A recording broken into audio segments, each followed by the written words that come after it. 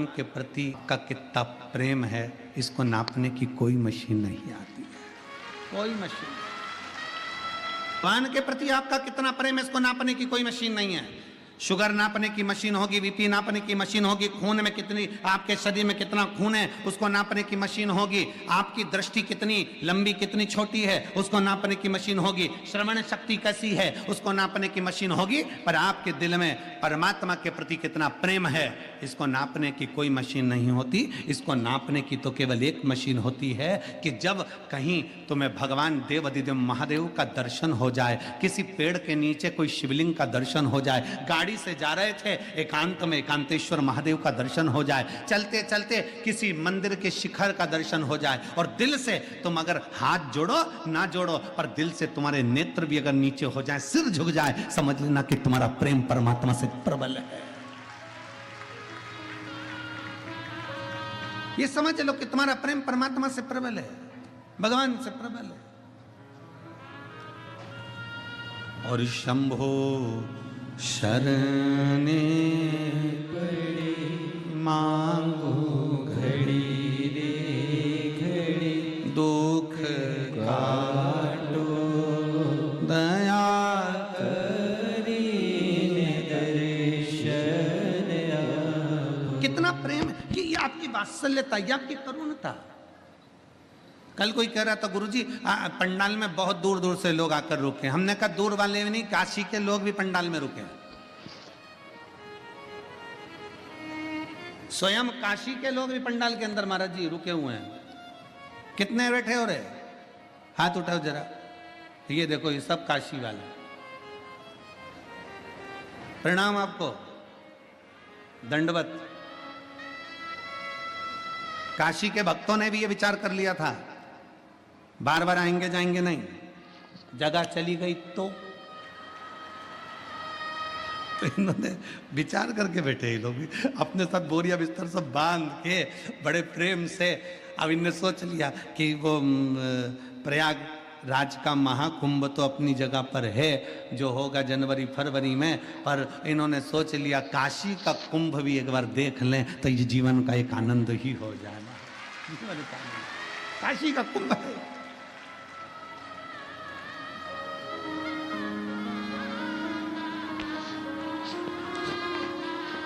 और महाराज बिहार के भी भक्त इतने ज़्यादा संख्या में आए हैं, बिहार हो, आसपास का क्षेत्र हो, बंगाल हो, विदेश के भी भक्त लोग यहाँ पर पहुँचे हैं। सबको बहुत बहुत साधुवाद है, बहुत साधुवाद। ना जाने कौन सा पुण्य आप लोगों ने करा होगा जो शिव महापुराण की कथा काशी में श्रवण कर रहे हैं।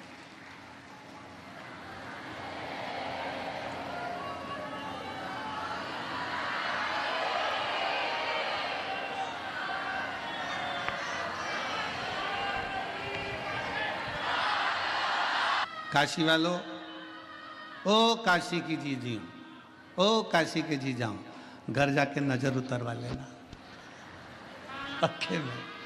कोई पुण्य है प्रबल आपका और हमारा।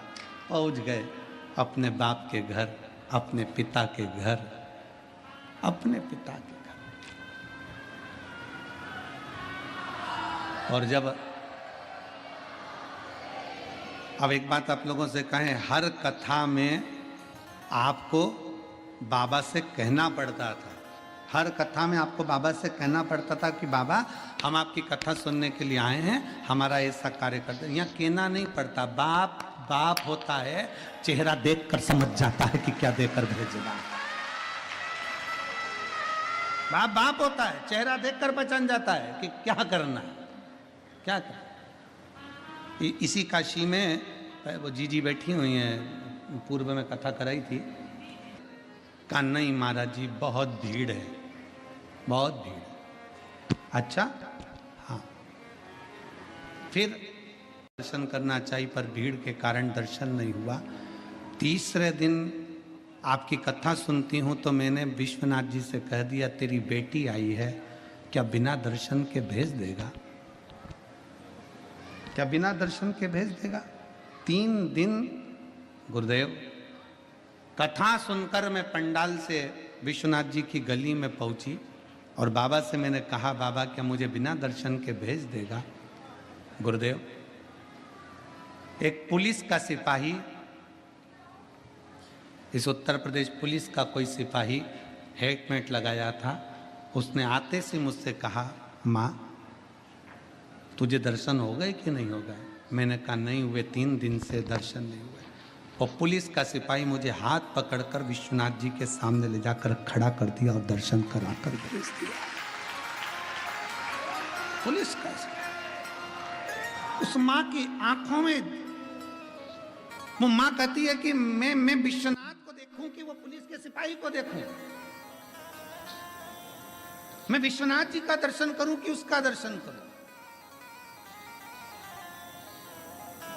हमने कहा माँ वो पुलिस का सिपाही नहीं था, तूने दिल से कह दिया था ना कि रिश्ता तेरा मेरा सबसे है प्यारा, रिश्ता तेरा मेरा सबसे है प्यारा, तू मेरा बाबा मैं हूँ तेरा लाला, मैं हूँ तेरा लाला, तू मेरा बाबा मैं हूँ तेरा लाला, मैं हूँ तेरा लाला। माँ तूने दिल से कह दिया था ना कि हमारा रिश्ता है, इसलिए वो पुलिस वाला नहीं था, वो तो विश्वनाथ ड्रेस पहनकर बाहर आकर लेकर अंदर चले गया।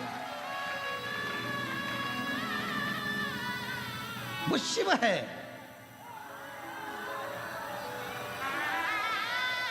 वो शंकर है, वो घड़ी है, उसको पहचानना बड़ा कठिन है। कैसे आएगा, कब आएगा, कहां आएगा? हम कहते हैं 7 दिन की शिव पुराण में भगवान शंकर का एक ना एक दिन दर्शन होता है।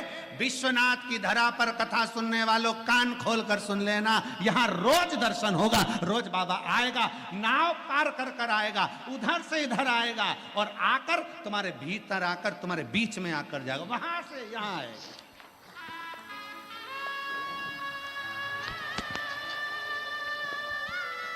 तेरे मंदिर में आना मेरा काम है और मेरी बिगड़ी बनाना तेरा काम है। वो भी है, तैयारी रखना, किस रूप में आएगा, कैसे आएगा, कब आएगा, आपको भी मालूम नहीं पड़ेगा। आपको भी पुलोमा असुर की धर्म पत्नी चप्पल का त्याग कर दिया, पादुका छोड़ दी, उसको नहीं मालूम कि काशी है, उसको नहीं मालूम कि पवित्र भूमि है, उसको नहीं मालूम वो तो असुर पति के साथ में देवताओं को परेशान करने के लिए जा रही थी। पादुका का त्याग हो गया। चलते चलते पांव में, उस पुलोमा की धर्मपत्नी के पांव में कोई कांटा चुभ गया।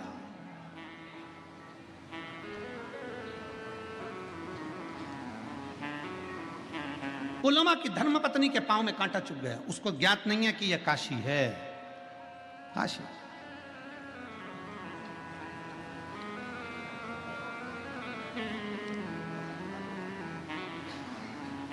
महाराज चित्तवृत्ति में ध्यान नहीं है उसके कि काशी, बस वो तो पति के साथ जा रही है, चली जा रही और कांटा पांव में चुभ गया। कांटा चुभते से ही नीचे बैठ गई, नीचे बैठ। स्वामी स्वामी स्वामी आवाज लगाई। असुर पुलोमा आया और असुर पुलोमा ने अपनी पत्नी को कहा क्या हो गया तुमको? पांव में कांटा चुभ गया।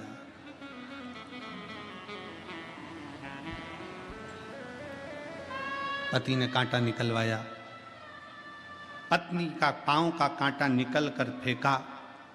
पत्नी पुलोमा की धर्म पत्नी ने विचार कर लिया, मैं यहाँ से निकल कर जा रही हूँ, मेरे पांव में कांटा चुभ गया, कोई निकल कर जाता होगा, उसके पांव में कितने कांटे चुभते होंगे।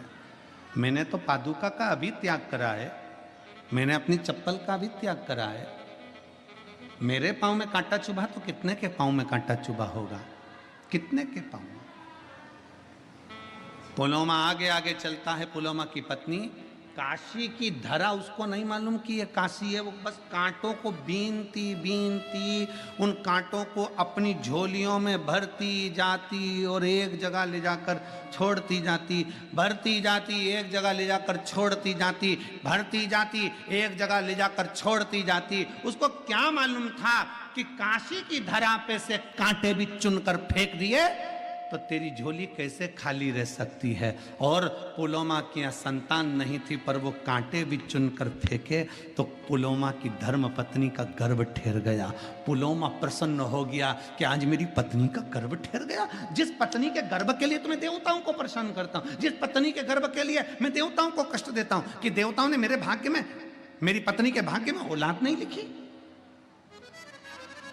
मेरे पत्नी के भाग्य में संतान का सुख नहीं लिखा।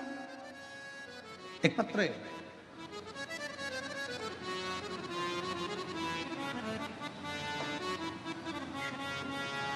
कि धना पर पुलोमा असुर की धर्म पत्नी आकर कांटा चुनकर अपनी झोली में भरकर एक ओर फेंक देती है तो संतान की प्राप्ति। ये वो काशी की धरा,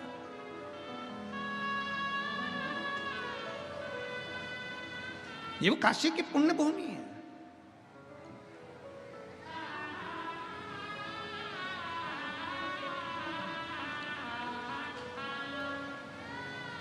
केवल मंदिर में सफाई कर देने था। क्यों क्यों क्या पड़ा सीहोर वाले महाराज को कि मंदिर की साफ सफाई करो? सीहोर वाला महाराज कह देता कि सीहोर आओ तो कुबरेश्वर धाम की साफ सफाई करो। पर क्यों कि आपके नजदीक में जो शंकर का मंदिर है, आपके मंदिर में जो शिवालय है, आपके नजदीक में जो शंकर की चौखट है, शंकर भगवान का ओटला है, मंदिर है, देवालय, ऐसा कोई भी तुम्हारे मंदिर पास में लगा हुआ है, उस मंदिर में रोज जाओ, सफाई करो, झाड़ू लगाओ, पोछा लगाओ, तुम्हारा मन पड़े जितनी निर्मलता से उसको निर्मल कर दो, साफ कर दो। शिव की चौखट को साफ करिए। क्यों? एक पत्र है, गंगा जी का तट है, विश्वनाथ जी की भूमि है, सतुआ बाबा जी की पवित्र गौशाला का पावन प्रांगण है। एक तो गंगा जी का तट, दूसरा गौशाला का पावन प्रांगण, और तीसरा विश्वनाथ बाबा की धरा, और चौथा सतुआ बाबा जी का साथ में सानिध्य। तो ये तो एक आनंद ही आनंद है। बड़े भाव से दिल से बाबा से प्रार्थना करिए। सबको साथ में बोलना है, बाबा से दिल से प्रार्थना करना है। कहते हैं शिव महापुराण के पंडाल में बैठकर जो मांगा जाता है, बहुत सारे पत्र हैं, बहुत पत्र हैं, केवल पंडाल में बैठकर बाबा से जो कहा जाता है वो बाबा कैसे देता है, उसके पत्र बहुत पत्र। आप दिल से बाबा को प्रार्थना करिए, दिल से विनय करिए, दिल से निवेदन करिए। सब साथ में बोलेंगे।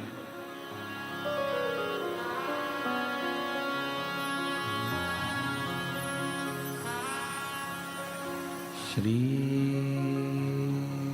शिवाय नमस्तुभ्यं। शिव तत्व की प्राप्ति,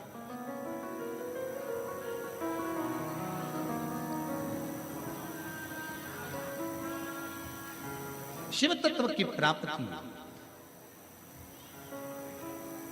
बाबा देवाधिदेव महादेव से अपने मन का भाव करो। जाओ शंकर के मंदिर में जाइए, चौखट पर जाइए, झाड़ू लगाइए, उसकी सेवा करिए, उसकी आराधना करिए, उसकी चाकरी करिए, उससे जाकर विनय करिए, उससे जाकर निवेदन करिए। सुनेगा क्यों नहीं सुने? उससे विनय करोगे वो सुनना प्रारंभ, उससे प्रार्थना करोगे वो सुनना प्रारंभ करेगा। शिव महापुराण की कथा कहती है उसके दरवाजे की चाकरी, उसके दरवाजे की चाकरी कभी खाली नहीं जाती। बोल बम का नारा है, उसकी चाकरी खाली नहीं जाएगी। पुलोमा असुर की धर्म पत्नी ने कांटे बीने और बाबा ने उसकी झोली में एक संतान दे दी। कितना साल? पुलोमा असुर की धर्म पत्नी जब 62 वर्ष की हो गई तब तक भी उसके घर में औलाद नहीं थी। 62 वर्ष।